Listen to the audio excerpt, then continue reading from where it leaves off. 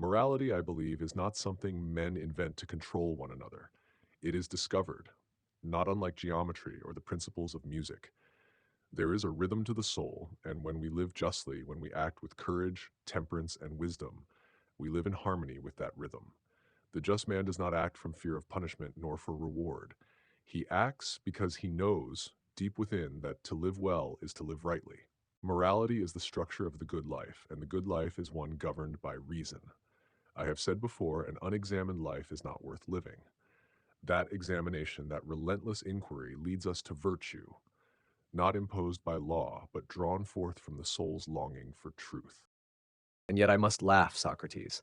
For all your talk of truth and soul, what you defend is merely the morality of the weak. Do you not see? Morality was not discovered, it was engineered, not by reason, but by resentment. The herd, afraid of the strong, created values to protect itself. They took what they could not be, brave, powerful, proud, and called it evil.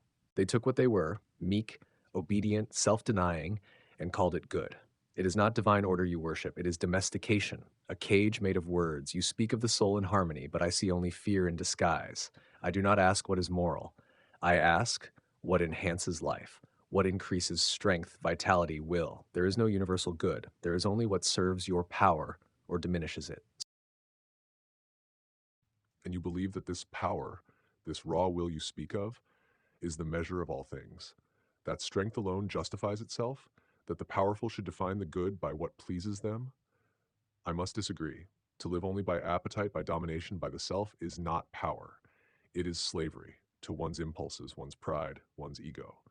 The tyrant may conquer a city, but he has lost the greater war, the war for his soul. The truly powerful man is he who governs himself, who sees beyond mere pleasure or conquest. The man who asks, what is just? What is wise? What is lasting? Virtue is not weakness, it is clarity. It is the discipline of a soul that seeks truth, not merely victory. And yet, what has this virtue given the world, Socrates? A world afraid to act, afraid to offend, afraid to climb. Your morality whispers, obey, be modest, sacrifice. But I say, no, let the strong stand. Let them assert. Let them create values rather than inherit them. You speak of the tyrant, but I ask, is the man who dares to break the herd truly a tyrant, or is he the only free one left? You fear the passions. I see in them the source of greatness. Yes, desire can destroy, but it can also build. Art, discovery, poetry, rebellion, none are born of restraint. They are born of fire. And you, Socrates, wish to smother that fire in the name of balance. Fire, uncontained, destroys indiscriminately, but fire guided by reason warms, illuminates, nourishes. The passions are not evil, but they must serve the soul, not rule it. A just life is not a dull life, it is a rich life, one where desire is elevated, not enslaved. You mistake chaos for freedom. But tell me, is the man who steals, lies, kills at will truly free? Or is he trapped in a prison of his own making, dragged about by the winds of impulse? Freedom is found not in indulgence, but in mastery. And morality, rightly understood, is the path to that mastery. You want mastery. I want metamorphosis. The man who becomes more than he was, who rises beyond good and evil, who forges his own path rather than walk the roads of old. That is who I speak to. You warn of destruction, but creation is always born of destruction. The new man cannot emerge without tearing down the scaffolding of inherited lies. The herd will always hate him. They will call him immoral, evil, dangerous. Let them. Their morality is a tomb. I choose life, not comfort, not safety, but danger, beauty, truth. A truth that does not ask permission to be what it is. But is truth something we create or something we uncover? That is where we part ways, I think. For me, truth is not a weapon, it is a light. And morality is not a shackle, but a mirror, one that shows us the state of our soul. The man who turns away from it may feel free, but he walks in darkness. He may feel powerful, but he is lost. The greatest strength is to know oneself, to challenge oneself, to live not merely for the moment, but for what is eternal. Morality is not the voice of the weak. It is the whisper of the soul, reminding us who we might become, not by conquering others, but by knowing what is truly worth becoming. I will not kneel before your eternal forms. I will not bow to shadows cast on cave walls. You ask, what is worth becoming? I say, become what you are. Do not seek harmony, seek intensity. Burn brightly, even if briefly. Your mirror may offer reflection, but I offer a hammer to break, to remake, to begin again. We are not here to obey virtue. We are here to dance with chaos, to flirt with madness, to affirm life even in its cruelty. You call that immoral. I call it honest. Society is just when it nurtures the soul. It should not merely protect bodies or distribute wealth, but guide its citizens toward virtue. The laws, the customs, the education of a city, these are the tools by which a people shapes character. A city must not follow the passions of the many, nor the whims of the powerful. It must be governed by those who have trained their minds, refined their souls, and sought truth. The goal is not dominance, but harmony, within the self and among all. This, I believe, is the purpose of community, to make each soul better through shared pursuit of the good. And there you reveal it. The desire to mold man into something safe, small, predictable. You speak of justice, but you really mean control. You want to clip the wings of the eagle so it does not fly too high or cast too large a shadow.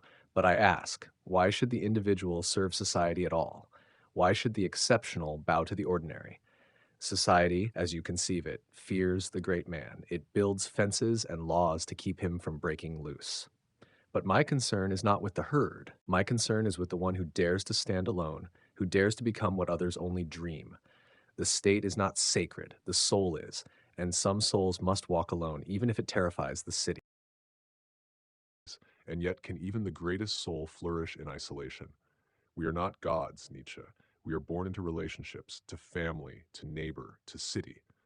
The soul is shaped not only by private reflection, but by dialogue, by justice, by duty. To live without others is not freedom, it is exile.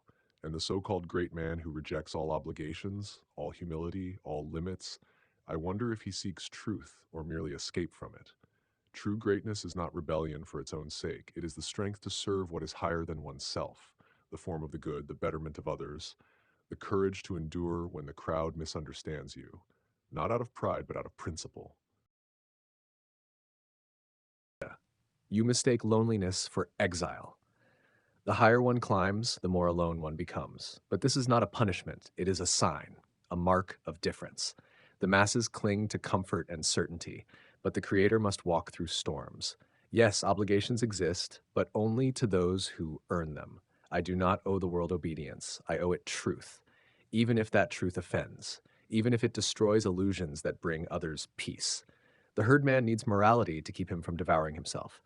But the free spirit, he devours himself in order to give birth to something greater. Not service, not conformity, creation. But is creation not also a kind of service? The sculptor reveals what is hidden in the stone, not by destroying it, but by refining it. The philosopher questions not to tear down, but to uplift. There is destruction, yes, but it is guided by reason, by a vision of justice. The soul must not become drunk on its own power. Without virtue, without self-examination, power becomes cruelty, and freedom becomes license. I do not reject the individual's journey, but I warn, without morality, that journey ends not in transcendence, but in ruin.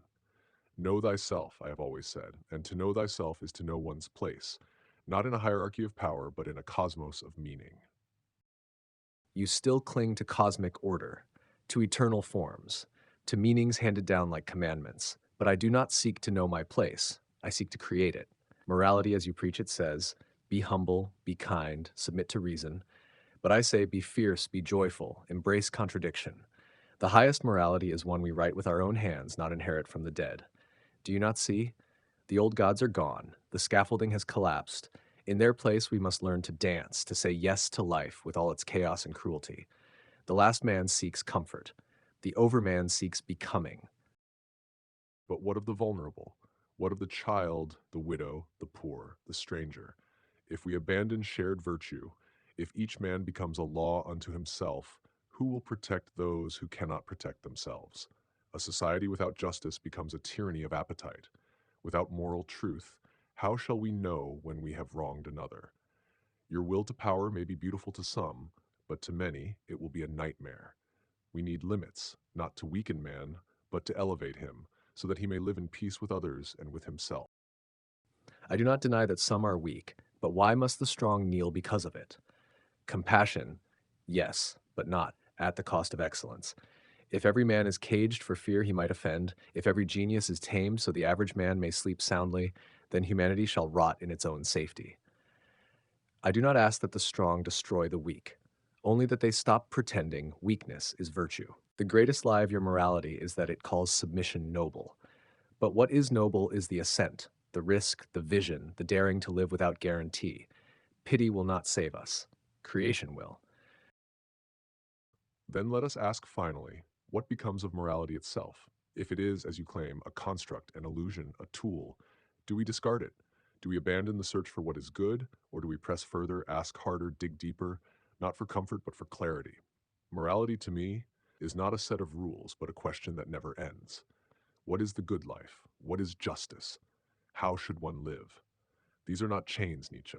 They are the very fire of philosophy, the unquenchable light that calls us toward something higher than power, understanding.